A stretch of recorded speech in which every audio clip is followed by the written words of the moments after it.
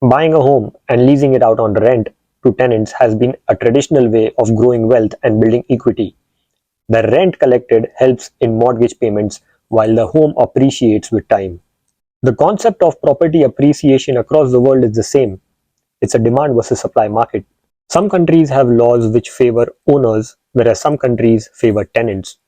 All the laws have the same written language. So, how do we derive whether a country is owner favoring or tenant favoring? We learn from history and try and understand how the judgment was passed in previous cases to try and understand which party is more favored. Hello, guys, welcome to Logic Uncovered, where today we will uncover the logic behind home ownership in North America and try and understand with examples how lawsuits have framed out in the past. Just like every other country, USA and Canada has strict laws to ensure that tenants pay their rent on time. When it comes to actually getting money out of the tenants, it's a completely different ballgame. The force which can be used against tenants is very limited. The reality is that thousands of people have stopped paying rent and the owners cannot forcefully vacate the tenants from their houses. Eviction of tenants is a lengthy process which involves lawyers, courts, and many other legal formalities. Further, the court will not give an eviction notice to the tenants if they can prove one of the following cases.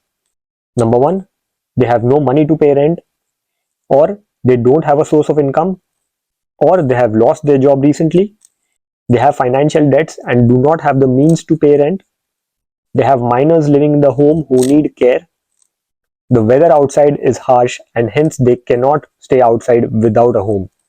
It gets better. There have also been cases where tenants have filed a case against the owner for forcefully trying to evict them from the house for not paying rent. Such cases ended in favor of tenants and the owners were asked to pay compensation to the tenants for trying to evict them. Now comes the interesting part. There have been cases in Canada where tenants have started subleasing their apartments to other residents without informing the owners, and the owners cannot take action to evict the additional people in the home. There have also been cases where owners have been denied the right to visit their house for inspections, and owners have not been allowed to enter the homes, and cases have been filed on the owner who try and forcefully enter the homes to inspect whether they've been kept in good condition or not. And the tenants have won these cases. The next scenario is very common across Canada where tenants are living in the same home as the owners in the basement. There have been multiple cases where tenants living in the basement have refused to vacate the home at the time of selling, thus jeopardizing the sale of the house for the owners. Cash for keys is a common term out here, which directly translates to the fact that the owner has to pay cash in hand to the tenant in order to get the keys of his own home from the tenant so that he can sell it. The houses are held hostage and homeowners are made to pay a ransom to free it from the tenants just so that they can sell it. This is the case despite of the owners giving sufficient notice to the tenants as per the tenancy agreement. However, tenants try to not move out and try to jeopardize the sale of the house as the owners are not allowed to legally use force to vacate them. There have been several cases where tenants have filed lawsuits against owners for hosting parties and hosting gatherings in their home because it causes disturbance to them in the basements. Owners having common laundry area in the basement for everyone living in the house have been denied entry to the basement. As you can see, in several cases, homeowners live like second-grade citizens in their own homes. Apart from North America, here are a few other countries which have tenant-friendly laws. Germany has regulations that prioritizes tenant rights and protects them against homeowners. Over there, they have long-term leases and rent increases are mostly regulated. Other countries on this list are Switzerland, Sweden, and Netherlands.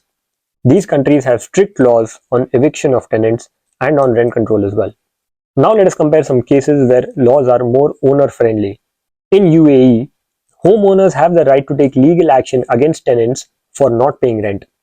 Yes, the law is the same as in North America, but over here it is enacted.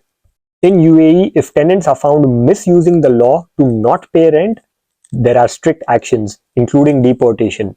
Further, when a unit is sold, there are very limited cases where tenants have not vacated the unit. The rules are such that strict action will be taken on the tenants who do not vacate a property when it's sold. Next country, Singapore. The government of Singapore has implemented policies which ensure that they are owner friendly and make sure that tenants are liable to pay all due rents on time. Singapore has very good measures in place to control the public housing market. It is a crime in Singapore to bring in a new tenant without informing the owners. Strict action is taken and people have been jailed for doing this. In other countries like Japan and South Korea, tenancy agreements are well documented and are bound by good legal frameworks. In all the above cases, we have seen that they are owner-friendly laws. However, tenants do maintain their rights and have their avenues of addressing issues. The major differentiating factor is that governments will take action on tenants and will make sure their credit score is affected or there is a criminal record on them for not paying rent, and that is the difference between these countries and North America. In this video, we have simply seen how cases and lawsuits have panned out in the past in North America versus rest of the world. But we need to understand logically how these laws affect the housing market.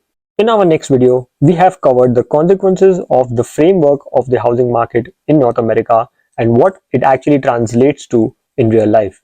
If you like the details in our video, please subscribe to our channel. What do you think about our views? Please let us know in the comments. Let us know how the housing market is like in the city where you belong. See you guys soon.